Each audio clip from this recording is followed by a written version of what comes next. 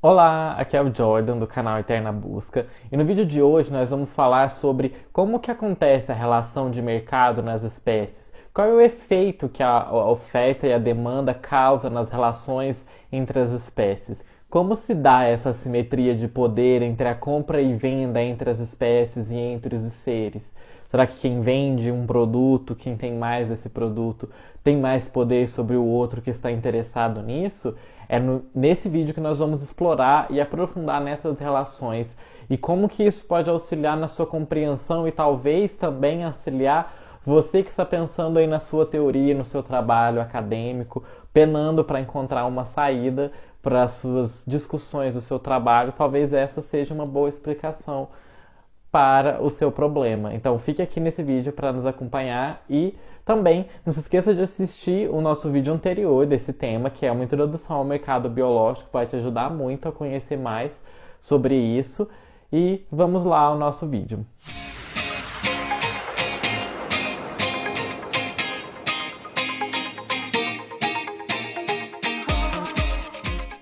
Primeiramente, nós vamos entender que às vezes existe menos de uma mercadoria disponível e mais interessados. Ou seja, essa relação leva a uma grande competição pelo acesso a essa mercadoria.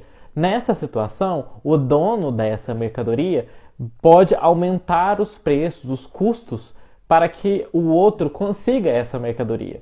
Desse modo, quem está vendendo, né, essa mercadoria vai favorecer aqueles que prestam os melhores serviços ou que estão dispostos a pagar mais por esse serviço que ele está oferecendo por essa mercadoria. Deste modo, a gente percebe que um recurso ele vai depender da sua oferta e da sua demanda. E isso é uma consequência do efeito de mercado, tal como a gente viu no nosso vídeo lá dessa série.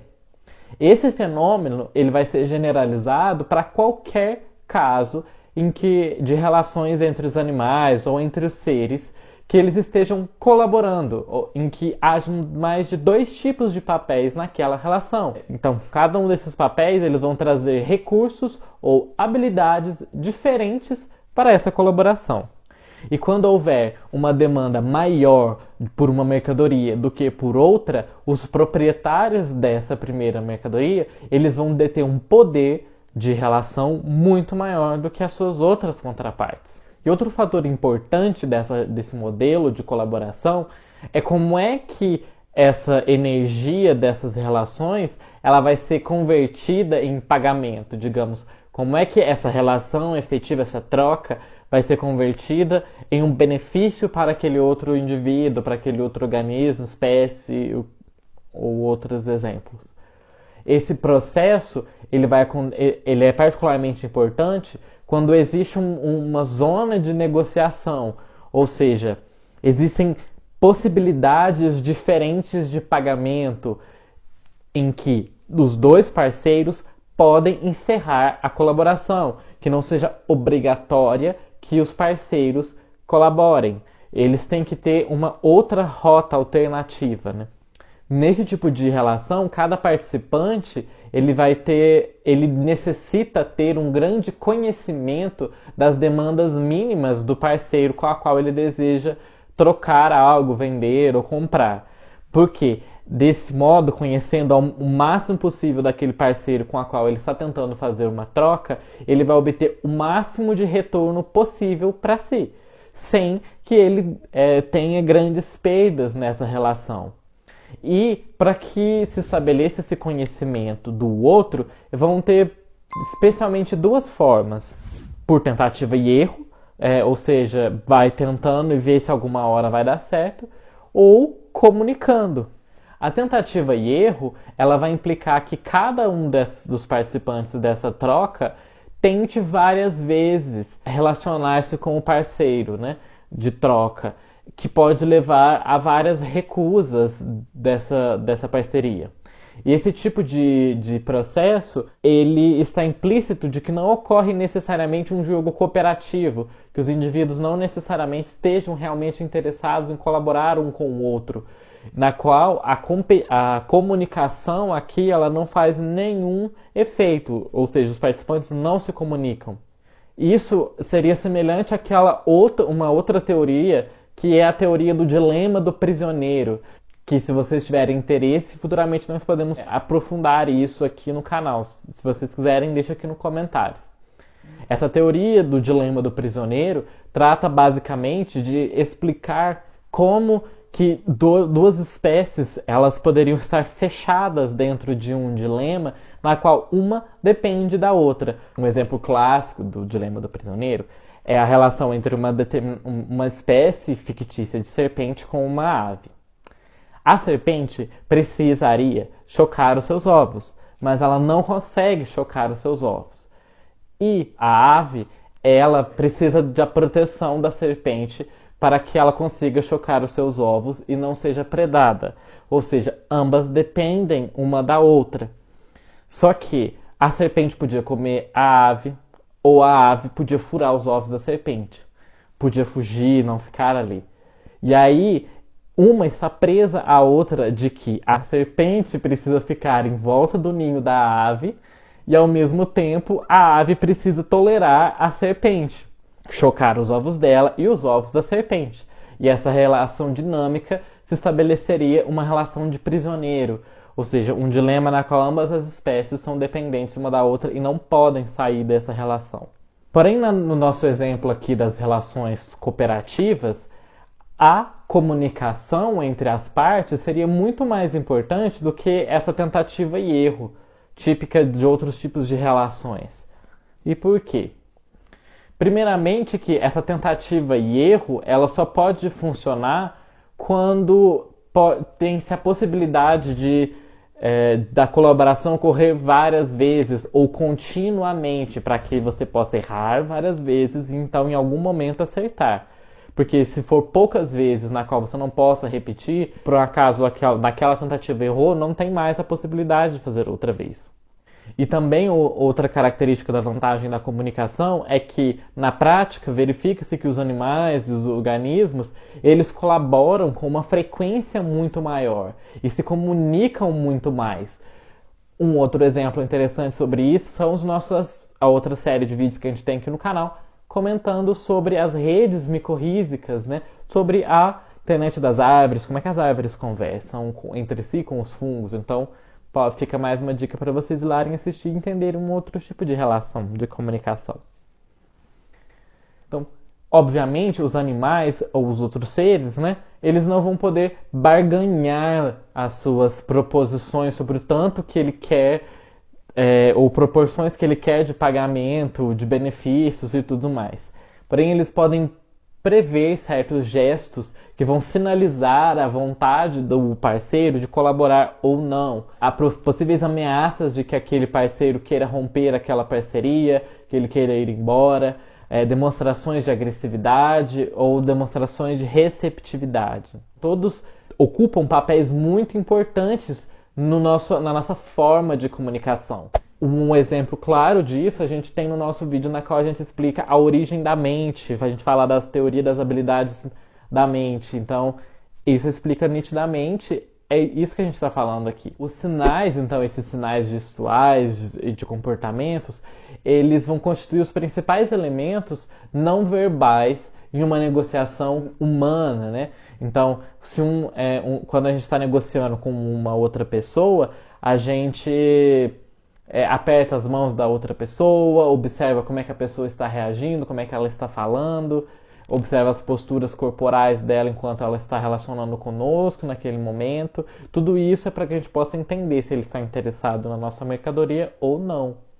Só que um problema aqui é que esses sinais que nós emitimos com os nossos corpos podem significar um real interesse ou eles podem ser desonestos.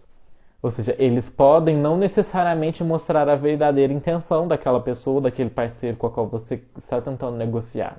Um exemplo interessante para compreender essa questão da competição pelos recursos, pelo acesso da comunicação, é imaginarmos que existem dois pássaros que estão em um território, um do lado do outro, né? Esse espaço que eles têm, ele é um recurso que eles podem dividir. Ou seja, para que eles se mantenham no seu tamanho de território, eles vão ter que negociar até onde vai o de um e até onde vai o do outro.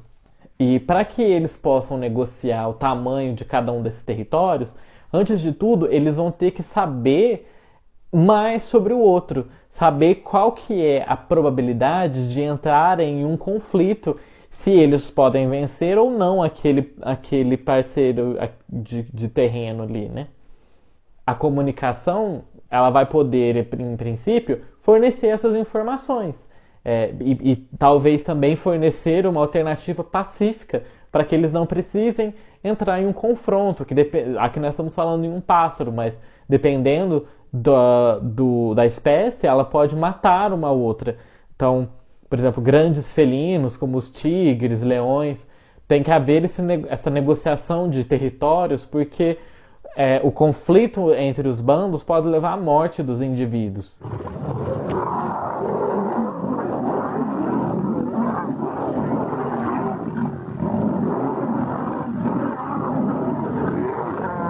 Então, voltando ao exemplo das aves territoriais, no modelo que Maynard Smith propõe, esses dois animais, quando eles estão colaborando, eles podem aliviar esse estresse da competição e também eles vão poder melhorar as recompensas que eles obtêm se eles estiverem dispostos a cooperar com o outro. E eles também podem blefar sobre as capacidades que eles tenham.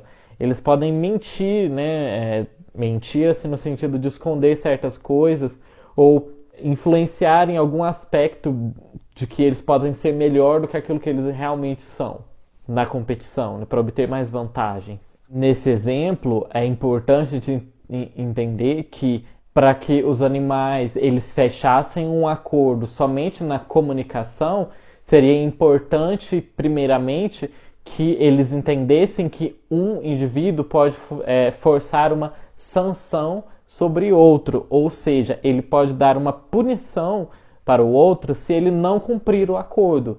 Então, eles forneceram um limite de fronteira. Se o outro não respeita essa fronteira, ele pode impedir que ele tenha acesso a uma fonte de alimento que está dentro da sua área, ou ele pode impedir alguma outra coisa, ou bater, ou qualquer outro sentido assim. Ele tem que ter a força de negociação de ou você obedece o acordo ou você pode ser punido se você não obedecer. Essa teoria aqui do mercado biológico, ela vai ser importante de pensar, como a gente falou lá no início, quando a gente tem dois tipos de indivíduos diferentes, né, que estão relacionando. Porque se eles forem da mesma classe, o tipo de relação que eles vão estabelecer não é a mesma coisa, não vai ter essa questão da oferta e da demanda, se eles estão ofertando a mesma coisa. Nessa relação de mercado, ela vai depender das relações de proporções entre cada um dos indivíduos, como a gente já comentou também. Então, o poder dos indivíduos vai depender daquele que tem menos, por exemplo, se o recurso que ele oferece ele é menor em proporção e existe mais indivíduos interessados do que ele pode oferecer, ele detém um poder dentro daquela relação, de ditar como essas relações vão acontecer, porque é ele quem detém a mercadoria que está sendo mais disputada. Então ele está influenciando para onde as relações vão ocorrer. Nesse vídeo a gente aprendeu mais então sobre como ocorrem as relações de mercado e também o poder que os indivíduos detêm quando eles estão em proporções diferentes. E também vimos vários exemplos de como é que essas relações acontecem. E essas relações vocês podem pensar em qualquer aspecto de trabalho que vocês estejam trabalhando, com plantas, com animais, com relações entre indivíduos, entre espécies. Então essa é uma teoria biológica que ela pode explicar quase todo tipo de relação. Então é sempre bom, interessante a gente poder pensar se há algum problema que nós estamos tendo e tentando entender como é que a gente poderia explicar essa relação, se não cabe pensar ali talvez nessa ideia do mercado biológico. Então se você gostou desse vídeo aqui para ajudar você talvez a entender melhor algum fenômeno que você esteja tentando entender, deixa o comentário aqui e também deixa o like aqui nesse vídeo. E não esquece de se inscrever aqui no nosso canal se ainda não for inscrito para continuar recebendo as atualizações de todos os nossos vídeos. E até a próxima!